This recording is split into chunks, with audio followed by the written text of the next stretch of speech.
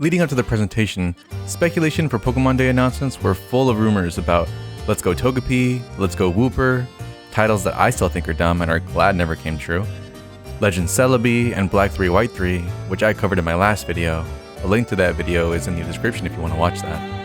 And yet, we all got it so wrong. Turns out the old heads like me that played through X and Y during its heyday never let the dream of Pokemon Z die. And lo and behold, the return of Mega Evolution is upon us. Today, we're going to take a look through the trailer for the recently announced Pokemon Legends ZA, a continuation of the Generation 6 games told through a Legend lens. At this point, it's been a few days, and we can only speculate on how we expect this game to unfold. The internet is on fire with speculation, and I wanted to throw my 2 cents in, so let's talk about it. Before we continue, if you could drop a like and subscribe to the channel, it would mean the world to me. As my channel grows, so does the quality of the content. I'm a one-man crew here, and doing this is an act of love for me and the community that I belong to. From the bottom of my heart, thank you. For today's video, answer me this in the comments. Which new Mega Evolution are you most hoping for? Personally, I'm hoping that Mega Flygon ends up a reality. That's one that I've wanted for over 10 years, and after finally getting a shiny one in Scarlet and Violet, I can't wait to see what it would look like. We're going to skip over most of the direct to focus solely on the new Legends ZA Pokemon game that was announced on February 27th, 2024. I'm going to assume that you've already seen this trailer once before you started watching this video, and if you haven't, then you should go watch it on the official Pokemon channel. The trailer starts with a file titled Urban Redevelopment Plan for, at this time, an unnamed city. There is also a symbol at the top right corner of the file that at this point is unrecognizable. I've never seen it. If you've seen it, please let me know. What stood out to me here was the word redevelopment, as in doing over. What happened to the original Kalos if this is talking about redeveloping it? Following the events of Pokemon X and Y, the redevelopment may be due to the aftermath of Lysander firing the ultimate weapon, although it came back and shot itself, so maybe not. Maybe it's long-term effects within the Kalos region? Conversely, it could also be set in the past, before the events of Pokemon X and Y, and building up to the original events of the games. Cutting to the next panel that reads, A Vision of Beautiful Coexistence Between People and Pokemon. In the games Pokemon X and Y, Team Flare's mission is to create a beautiful world, in quotes, by making money, eliminating everyone who doesn't follow their standards. Beauty was a centralizing theme of Kalos, and to read this in the Urban Redevelopment Plan seems in line with what Team Flare was up to in the original games. Moving on, we got shots of what look like blueprints and drafts that lead later to a stylized blue-printed digital Tron-looking version of Pikachu running through the city. We see a family of Litleo and Pyroar colored red, presumably colored after their fire typing. Pyroar and Litleo were originally Generation 6 Pokemon, so this tracks. Later we see Furfrou with a matron-style trim, Klefki and Flabebe is colored pink. Furfrou is admittedly a normal type, however the matron-style trim is colored pink, so pairing it with the fairy types could be nothing. There is a chance that Furfrou gains a typing from the form change going forward though. We've seen that with Pokemon like Rotom, for example. Next we see Pikachu running next to the water, where we see red fletchlings perched on the railing and a Dragonair swimming, playing with the trainer paired with another Gen 6 native Pokemon Hawlucha, colored green here. You would think that coloring a fighting type orange would make sense here, considering the type chart often has that theme of a bit of a brown, orange, red color, so maybe the colors here are insignificant. Deeper in the water we see what appears to be a number of Staryu at the bottom of the canal. What could be a Squirrel next to the Gyarados and some Magikarp. An Emolga flies through the air here, more fletchlings, a Go-Goat going up the stairs to the left. An Arbok passes for Pikachu as it crosses the bridge. Under the bridge we briefly see a Hippopotas, and an Absol can be seen running with the trainer off screen. This scene also gives us our first real glance at the Prism Tower, the giant landmark that signifies we are in Lumiose City. Going into this trailer, as I was trying to guess a city, I was thinking it would be Black City from Black 2.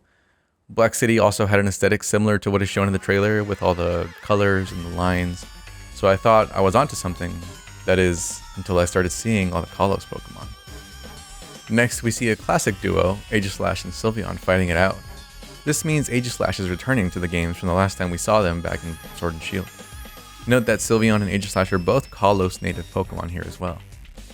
We can see a Krookodile and a bunch of Sandile behind Aegislash, followed by a Heracross and Pinsir battling it out behind Sylveon. Wherever these Pokemon are battling seems to be a popular area to battle in the city. A Talonflame guides us through a fountain where we catch a glimpse of a few more Pokemon. Some Bellsprout are chilling to the right with 2 Pokemon behind them. One is green that I can't quite make out, and the other kind of looks like Pangoro to me. another Kalos native Pokemon. Notably, it's a lighter brown color. We can also see an Eevee and an Onix on this building, where we see this red bug-like Pokemon scaling the wall here. To me, this looks like a Scizor, maybe an Ariados, with its human-like body, wings, and red color. It could be either. We can see the next batch of Pokemon by the fountain in the middle of the screen.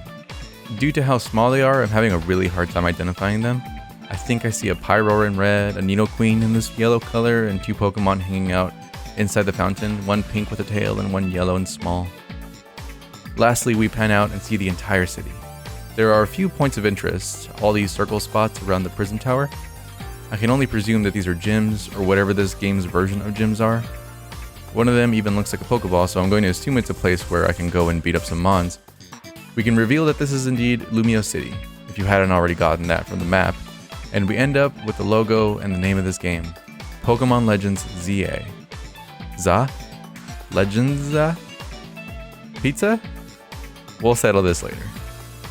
Excitement aside, I played X and Y a lot.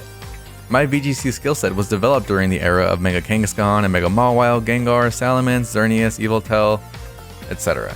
I lived and breathed Generation 6 back in the day, and I am beyond words about them bringing it back. Just kidding, I have many words.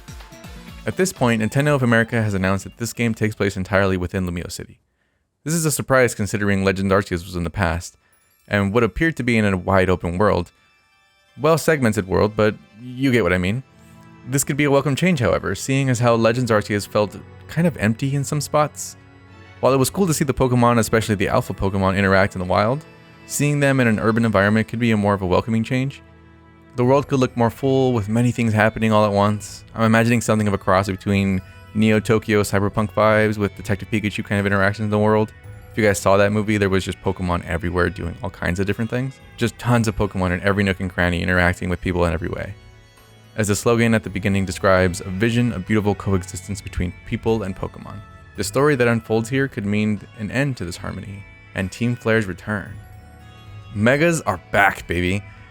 Mega Evolution is one of the player base's most fond mechanics, and it seems Game Freak has finally started to listen to its core fanbase. We wanted the continuation and completion of the X and Y games, and we wanted Megas back. The question is, do we get them all back? Or just some of them? Do we get Z versions of these Megas, like Mega Charizard Z and Mega Mewtwo Z? I'm very fond of this mechanic and plan to revisit this in a follow-up video, where we'll go over each Mega in detail from a design and competitive standpoint, but I just cannot express how excited I am about this. I know it probably won't impact the competitive VGC mainline games, but this is exciting for so many reasons. If we talk about the name for a second, this is a Legends game. While 2 data points don't make a trend, they do make a line, and if we can expect anything from the decisions from last time, we'll need a mount, some HMs it can do, and some sort of non-linearity to its gameplay. I'm excited to see where this goes, and I don't think we're thinking big enough with this map. It looks small and feels small because we last saw this city under construction on the 3DS. This is 10 years later, and we can definitely stretch this farther than we can ever imagine. I know, performance issues. But maybe this will come out on the Switch too, or as I like to call it, the Super Switch, and it runs better. If they can give us Z, they can give us performance. Not only that, its release date is pushed out to next year, it's 2025. This is hopefully enough time to finish it and polish it this time. ZA seems to be a callback to the trainer AZ that we saw in X and Y, with his seemingly immortal nature. His role in the building of the ultimate weapon and the Floette could and probably are integral to the story of the game. With all the use of time travel in the recent years of Pokemon, ZA could signify the ability to travel back and forth at will. This AZ guy seems immortal if you waited 3,000 years for his special Floette. This could also be our chance to get our very own 3,000-year-old Floette too. We never got that event. A lot of the Pokemon War story was not explained back in X and Y, and here is a chance to patch up the story and give us some clarity. There is a lot of speculation over this, and over the next year we'll follow any news very closely. I'll be making a video specifically going over AZ and his role in the original games. Last thing I want to talk about, in the logo, the textures in the Z are definitely related to Zygarde, but the A is a mystery so far. It looks organic, leafy, maybe it's a new grass-type legendary Pokemon we're being introduced to. A lot of new Pokemon have come out recently, so I wouldn't put it past a Game Freak to introduce a new Pokemon within this game. It also looks a lot like the ultimate weapon itself, as shown in the tail of AZ. Maybe it's a different form of Zygarde. Heck, maybe it's actually Celebi. A Celebi does canonically have the ability to time travel. Only time will tell. There are many more topics we can and will talk about for Pokemon Legends ZA, but this is all I'll say for now. If you made it to the end of the video, drop a like, hit the subscribe button, and leave a comment telling me your favorite part of this trailer and what speculation you have for Pokemon Legends ZA. Stay tuned for more videos from PoxxVGC. Until next time.